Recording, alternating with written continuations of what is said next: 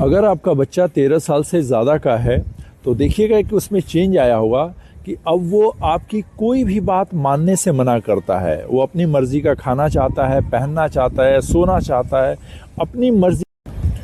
अगर आपका बच्चा 13 साल से ज़्यादा का है तो देखिएगा कि उसमें चेंज आया होगा कि अब वो आपकी कोई भी बात मानने से मना करता है। वो अपनी मर्ज़ी का खाना चाहता है, पहनना चाहता है, सोना चाहता है, अपनी मर्ज़ी का करना चाहता है और आपकी मर्ज़ी को वो मना करता है। और आपको बुरा लगता है कि आजकल बच्चा मेरी बात नहीं मानता।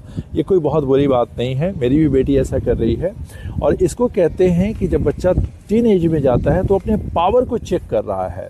तो जब वो आपकी बात नहीं मानता और उस अपनी बात मनवा लेता है तो उसको एक सेंस ऑफ पावर आता है, जो बहुत ज़रूरी है, क्योंकि बाहर की दुनिया में उससे लड़ना है तो उसको पता होना चाहिए कि उसका कितना पावर है। जो अपने घर में अपनी बात नहीं मनवा पा रहा है वो दुनिया को क्या अपनी बात मनवा पाएगा। लेकिन यहाँ एक ज़रूरी है कि वो क्या पहन रहा है, क्या कर रहा है, इस सब में टोका टोकी करने की ज़रूरत नहीं है।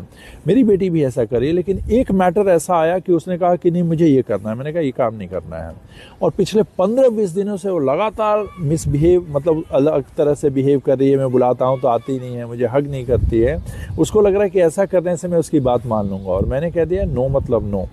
तो मेरा ये मानना है कि अगर आप टीनेजर बच्चे के पेरेंट्स हैं तो उनकी 90-95% बातें मानिए। वो उनके खाने का टाइम, उनके पहनने का टाइम, सोने का नहीं, सब में ज़्यादा हस्तक्षेप ना करें। लेकिन मैटर बड़ा हो वहाँ अड़ना पड़ता है, लेकिन वो मैटर सचमुच बड़ा होना चाहिए।